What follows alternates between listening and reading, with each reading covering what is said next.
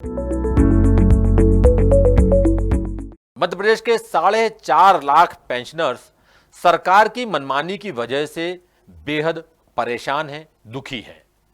मनमानी शब्द हम इसलिए इस्तेमाल कर रहे हैं क्योंकि केंद्र सरकार भी मध्य प्रदेश सरकार को कह चुकी है कि जिस नियम के चलते पेंशनर्स को, मध्य प्रदेश के पेंशनर्स को राहत भत्तों में लेट लतीफी की जाती है, उसे लागू करने की जरूरत ही नहीं है। यह नियम तब बना था जब मध्य प्रदेश और छत्तीसगढ़ अलग हुए थे। क्या था यह नियम और कैसे पेंशनर्स परेशान होते रहे हैं, दुखी हो रहे हैं और क्या कहा है केंद्र सरकार ने, देखिए हमारे संवाददाता प्रवीण शर्मा की ये रिपोर्ट। साल 2000 ये वो साल था जब मध्य प्रदेश से छत्तीसगढ़ राज्य अलग हो गया। छत्तीसगढ़ अलग होने के बाद दोनों राज्यों की राजनीतिक, आर्थिक और भौगोलिक स्थितियों समेत कई व्यवस्थाएं बदली, मगर नहीं बदली तो पेंशनर्स की किस्मत। आज भी दोनों राज्यों के पेंशनर्स को राहत भत्ता दोनों राज्यों की सहमति से ही मिलता है।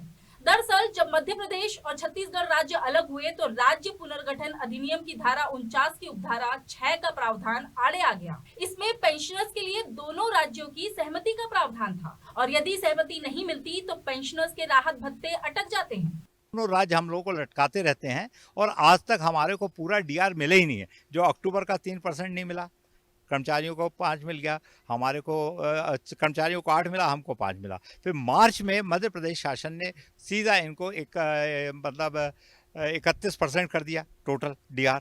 हमारे को मार्च से मिले ही नहीं पैसा। अभी जो आदेश हुए हमारे कुछ दिन पहले, मेरा ख्याल है 2 या 3 अगस्त को हुए हैं हमारे आदेश, जिसमें हमारे को इन्होंने 5% डीआर दिया है। जब छत्तीसगढ़ से सहमति आई तो जो वो राशि हमारे को कब से मिली, मई पेड इन जून से, मतलब जून के महीने से हमारे को मिलना शुरू हुआ। तो हमारे को कितना नुकसान हो गया, जो मार्च में मिलना था नहीं मिला, मार्च से लेकर जून तक का घाटा हुआ हमारे को। उसके बाद अभी जो और हमारे को मिला कितना, 22% मिला। लेकिन 2017 में केंद्रीय गृह मंत्रालय ने एक पत्र जारी कर इसमें कहा कि सहमति की कोई जरूरत नहीं है। ये वही पत्र है जिसमें साफ लिखा है कि सहमति की जरूरत नहीं है। पेंशनर्स ने इस पत्र की कॉपी जीएडी और वित्त विभाग के साथ साथ सभी विभागों के प्रमुख को दी, लेकिन इस आदेश पर अमल ही नहीं हो रहा। पेंशनर्स का कहना है कि सरकारों की मंशा ही नहीं है कि पेंशनर्स को पूरा पैसा मिले, किंतु दोनों राज्य मानते नहीं हैं और वो एक दूसरे पे डालते रहते हैं। और उसका मुख्य कारण ये मुझे ऐसा लगता है कि सरकार देना नहीं चाहती है, इसलिए विलंब करती है और समय पे नहीं देने से पैसा अपना बचाते हैं और हम लोग को लेट पैसा मिलता है। उसके कारण कि हम बार बार इनसे कह रहे हैं कि धारा 49(6) में स्पष्ट लिखा हुआ है, कहीं भी उल्लेख नहीं है कि आप सहमति लें। भारत सरकार इनको लिख चुकी है 2017 में, 13 नवंबर 2017 को, कि सहमति की कोई आवश्यकता नहीं है और आप फाइनेंशियल ईयर के अंत में आप हिसाब किताब कर लीजिए किसको क्या लेना देना ये है। तो इस कारण से ये हमेशा केवल पैसा नहीं देना पड़े इसलिए विलंब पैदा करते हैं। ये हमारे को समय पे पैसा देना ही नहीं चाहते हैं और हम इसकी लड़ाई लड़ेंगे, हम छोड़ेंगे नहीं। मध्य प्रदेश और छत्तीसगढ़ के अलग होने के बाद कई और राज्य एक दूसरे से अलग होकर नए राज्य बने, लेकिन यहाँ ऐसा कोई पेच ही नहीं है। कर्मचारी संगठनों का भी कहना है कि इसमें नौकरशाह अड़ंगा लगा देते हैं और पेंशनर्स का हक मारा जाता है। इसलिए कईयों बार वो लड़ाई के लिए भी मैदान में आते हैं, प्रदर्शन भी करते हैं, हम लोग उनका सहयोग करते हैं, सभी संगठन के लोग सहयोग करते हैं। लेकिन नौकरशाही ऐसी रणनीति तैयार कर लेती है जिससे सरकार उनकी उपेक्षा कर देती है और उनका प्रावधान कर्मचारियों के साथ बराबर हक नहीं मिल पाता है।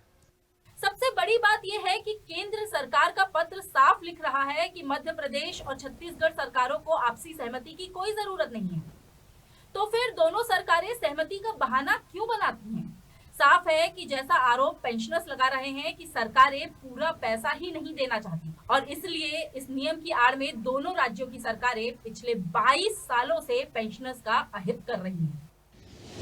द सूत्र की खबरों को देखने के लिए प्ले स्टोर और एप्पल स्टोर से डाउनलोड करें हमारा ऐप द सूत्र। आप हमारी खबरें thesutra.com पर भी देख सकते हैं।